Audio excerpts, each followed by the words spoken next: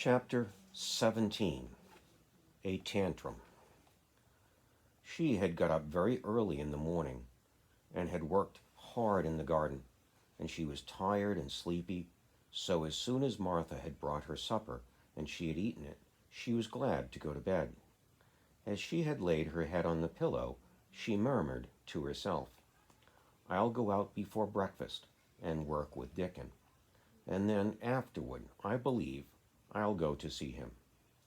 She thought it was the middle of the night when she was awakened by such dreadful sounds that she jumped out of bed in an instant.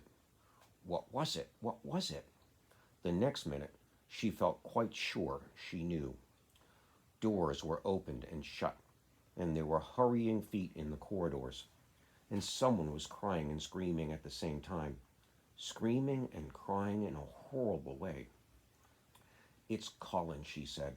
"He's having one of those tantrums the nurse called hysterics. How awful it sounds." As she listened to the sobbing screams, she did not wonder that people were so frightened that they gave him his own way in everything rather than hear them. She put her hands over her ears and felt sick and shivering. "I don't know what to do. I don't know what to do," she kept saying. "I can't bear it." Once she wondered if he would stop if she dared to go to him, and then she remembered how he had driven her out of the room and thought that perhaps the sight of her might make him worse. Even when she pressed her hands more tightly over her ears, she could not keep the awful sounds out. She hated them so and was so terrified by them that suddenly they began to make her feel angry, and she felt as if she should like to fly into a tantrum herself and frighten him as he was frightening her. She was not used to anyone's tempers but her own. She took her hands from her ears and sprang up and stamped her foot. "He ought to be stopped. Somebody ought to make him stop. Somebody ought to beat him," she cried out. Just then she heard feet almost running down the corridor, and the door opened and the nurse came in. She was not laughing now by any means.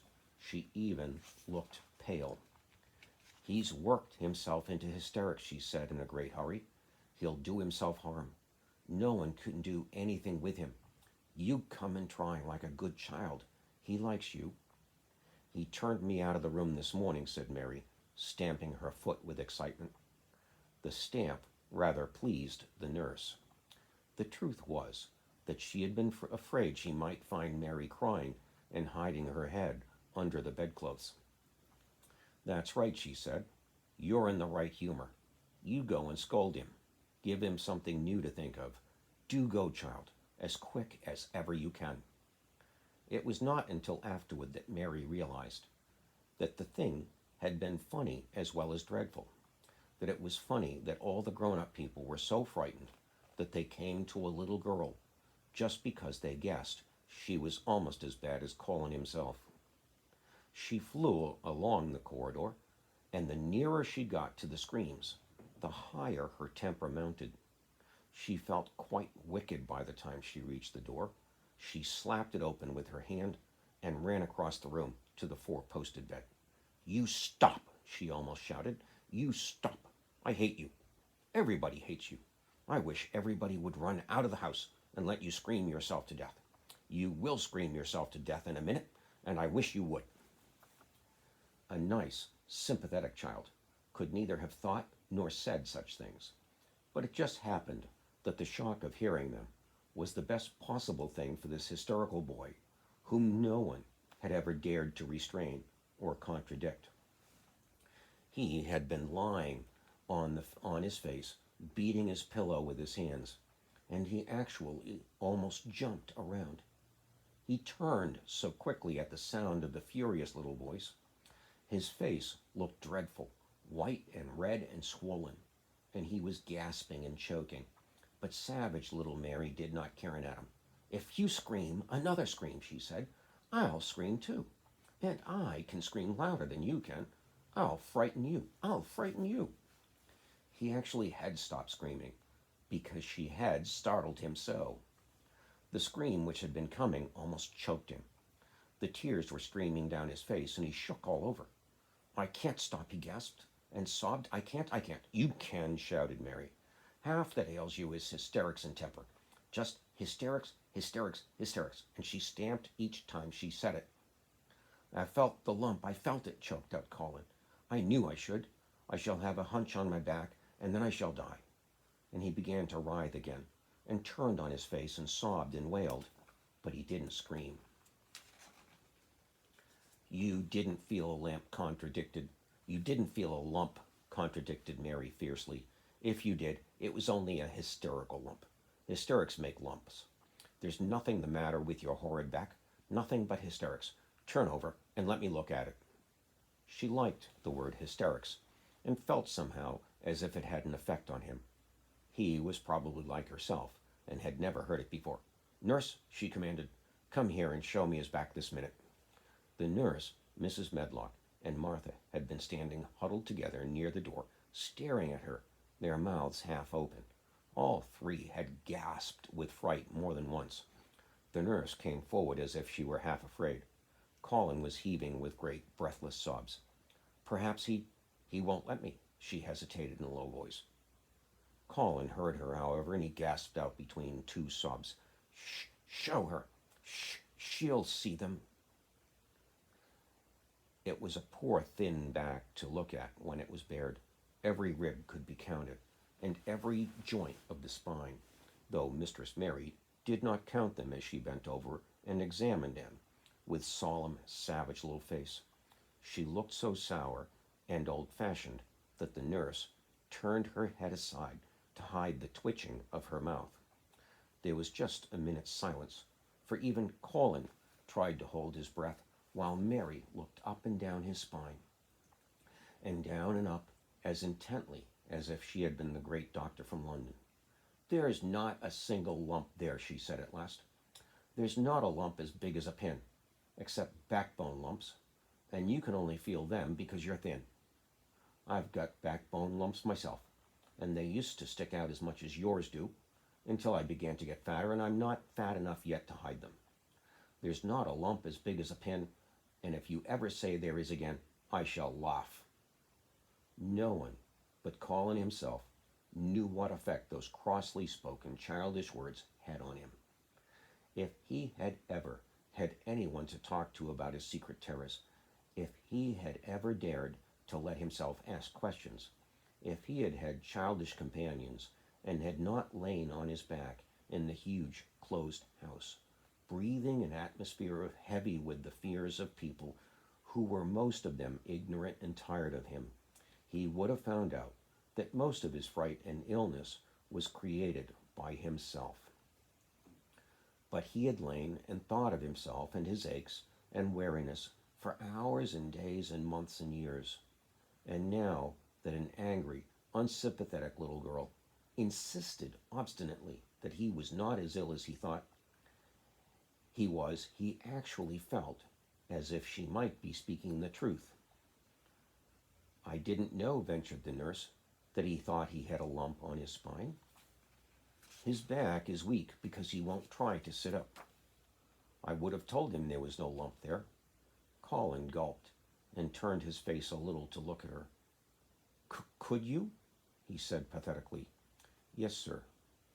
"There," said Mary, and she gulped too.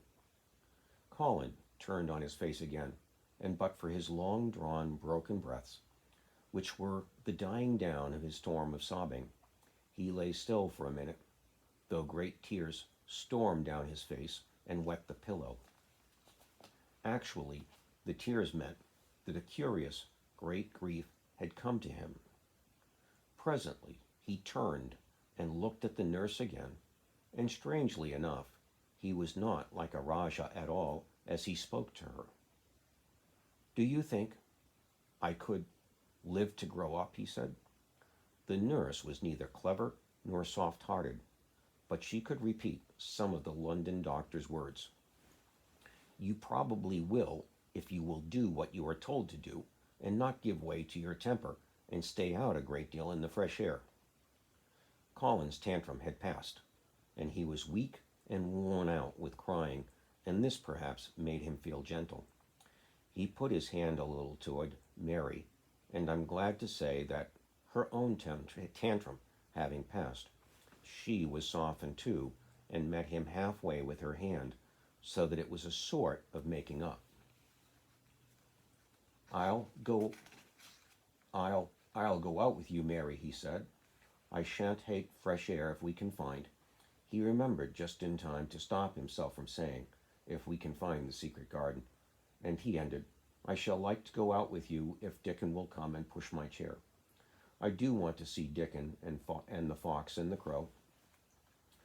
The nurse remade the tumbled bed and shook and straightened the pillows.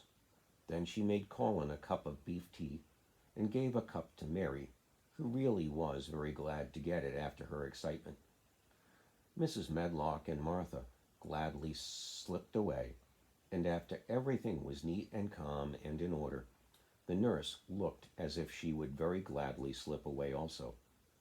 She was a healthy young woman who resented being robbed of her sleep, and she yawned quite openly as she looked at Mary, who had pushed her big footstool close to the four-posted bed and was holding Colin's hand.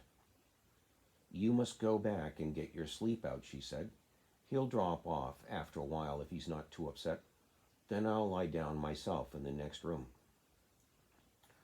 Would you like me to sing you that song I learned from my ayah? Mary whispered to Colin. His hand pulled hers gently, and he turned his tired eyes on her appealingly. Oh, yes, he answered. It's such a soft song. I shall go to sleep in a minute. I will put him to sleep, Mary said to the yawning nurse. You can go if you like. Well, said the nurse, with an attempt at reluctance, if he doesn't go to sleep in half an hour, you must call me. Very well, answered Mary. The nurse was out of the room in a minute, and as soon as she was gone, Colin pulled Mary's hand again. I almost told, he said, but I stopped myself in time. I won't talk, and I'll go to sleep. But you said you had a whole lot of nice things to tell me. Have you? Do you think you have found out anything at all about the way into the secret garden? Mary looked at his poor little tired face and swollen eyes, and her heart relented. Yes, she answered. I think I have, and if you will go to sleep, I will tell you tomorrow. His hand quite trembled. Oh, Mary, he said. Oh, Mary, if I could get into it, I think I should live to grow up. Do you suppose that instead of singing the Ayah song, you could just tell me softly, as you did that first day, what you imagine it looks like inside? I'm sure it will make me go to sleep. Yes, answered Mary. Shut your eyes. He closed his eyes and lay quite still, and she held his hand and began to speak very slowly and in a very low voice. I think it had been left alone so long that it has grown all into a lovely tangle. I think the roses have climbed and climbed and climbed until they hang from the branches and walls and creep over the ground, almost like a strange gray mist. Some of them have died, but many are alive, and when the summer comes, there will be curtains and fountains of roses. I think the ground is full of daffodils and snowdrops and lilies and iris working their way out of the dark. Now the spring has begun. Perhaps. The soft drone of her voice was making him stiller and stiller, and she saw it and went on. Perhaps they are coming up through the grass. Perhaps there are clusters of purple crocuses and gold ones even now.